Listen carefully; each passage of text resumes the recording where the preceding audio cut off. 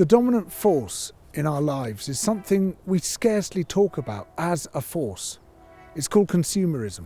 Consumerism is the stifling of our moral imaginations. So we might go to the shop and we see some smoked salmon in a packet. And it's just this orange jelly-like stuff, which, oh, that looks nice, that looks tasty, all packaged nicely. And there might be a little thing at the top with the Scottish flag, some tartans or bagpipe to say, oh, this comes from Bonnie, Scotland, and it's all healthy and lovely there, and the air's clean. And so it creates a sort of backstory, but it's a backstory which bears almost no relation to what's actually going on. That here you've got these salmon in these cages in sea lochs being treated appallingly, in terrible conditions, literally falling apart, even as they're still alive, being eaten to death by sea lice, having these horrendous treatments given to them to try to stop the sea lice, being fed on what's basically ground up fish meal, which is harvested by these massive super trawlers, scooping up entire shoals of fish and the dolphins that are hunting those fish. And whenever a super trawler passes by, dead dolphins start washing up on the beaches. Because seals want to come and eat the salmon, the seals are shot, and orphaned pups then starve to death. And we have these whole sequence of horrendous things happening in order to deliver you this orange jelly-like substance in a packet. But we don't think about those things because our moral imaginations have been stifled by the fact that this thing has been completely removed, detached from its context.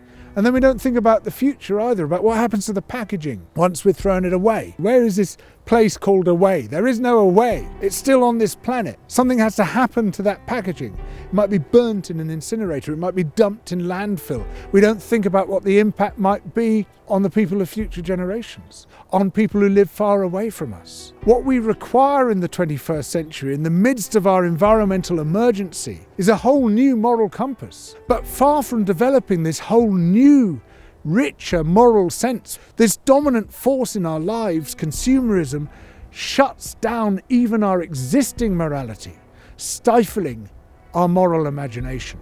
And how is it projected into our lives? How has this become so dominant, so effective? How has it effectively shunted out of our minds so much of what was there before and placed in our minds instead this object, this service, this thing you can buy? Well, to a large extent with the help of celebrities. We're both Chance the Rapper. No, I get it. A celebrity is the mask that the machine wears. Because if your corporation consists of a private equity company which is just really a filing cabinet in Panama City, no one's going to attach themselves to that. No one's going to think, oh yeah, I feel loyal to that corporation, I want to buy more of its products. That corporation needs a face. And the face is the celebrity that it uses in its adverts. The celebrity influencer on YouTube or Instagram or TikTok who says, hey look, I've just bought this amazing product. Hey, you could really benefit from this as well. Now there's long been an element of this. The Hollywood stars who promoted cigarettes, this has been going on for a long time. But now it's accelerated to the point that you can scarcely escape it. Almost every aspect of our life has been monetized. And what consumerism does is constantly to create new needs, constantly to create new wants which didn't exist before. And once we want that thing, well, our lives are incomplete until we've got it. On phones now, many of the phones have automatic beauty settings which make you look more conventionally beautiful than you might consider yourself to be. They give you cheekbones, they slim you down. And then you look at the picture of the phone and you say, oh yeah, that's me. And then you see yourself in the mirror and say, oh, I'm hideous.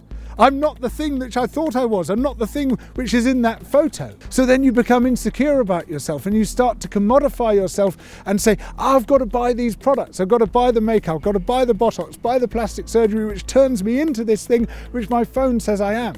And then you're comparing yourself all the time to other people. Look at that beautiful celebrity who's so slender, who's so beautiful, who's so much more desirable than I am. And they might well have been enhanced also, either digitally or by cosmetic surgery. And so you have this arms race, this constant race against your own insecurity, which has been implanted into your mind by consumerism. And that too then shuts down your moral imagination. And it turns you into the detached object removed from the past, removed from the future, removed from the world around you, where you become the consumable thing that is effectively being bought and sold, traded by the corporations who are selling stuff to you to make you look like the thing which you see on your phone when it's been digitally enhanced by the beauty settings. This thing, consumerism, which we're told enhances our lives, which makes us richer, which makes our lives better, actually destroys our peace of mind. It destroys our sense of self-worth. It destroys our sense of security. Now, there's been a lot of psychological research done on this, which shows that people who are most invested in celebrity culture, who read the celebrity magazines, who follow the celebrity gossip, the celebrity news, are on the whole much less connected to their own neighbours. The celebrity has effectively taken the place of their friend and neighbour in their minds. The fake neighbour has displaced the real neighbour. They're less likely to be involved in politics, they're less likely to vote, they're less likely to protest. Celebrity culture displaces so much of the rest of our moral world. And what it does is to weaponize consumerism. Even our dissent gets commodified. Even people who become heroes in the field of political dissent then get adopted by corporations and sell us that dissent. Our resistance becomes a consumable. Everything gets degraded by this relationship until it loses its meaning. It destroys our relationship to each other. Because when we commodify ourselves, we commodify other people as well. We start to think, what can they do for me, rather than what's it like to be with them? We start to monetize our relationships, even our relationships to the natural world. This whole natural capital agenda, which says, oh, we won't value things until we put a price on them. So a primrose has to have a price. An elephant has to have a price on it. Otherwise, it's not worth anything and we can't account it. Everything becomes a consumable as consumerism, driven by the demands of capitalism, extends into every aspect of our lives and the lives of those around us. It destroys our humanity. It destroys our place in society. It destroys our place in the present, in the past, in the future. It detaches us. It removes us. It objectifies us. It destroys our minds. I think one thing that the pandemic has taught a lot of us is that it's not enough just to have virtual relationships. It's not enough to exist as a consumer alone.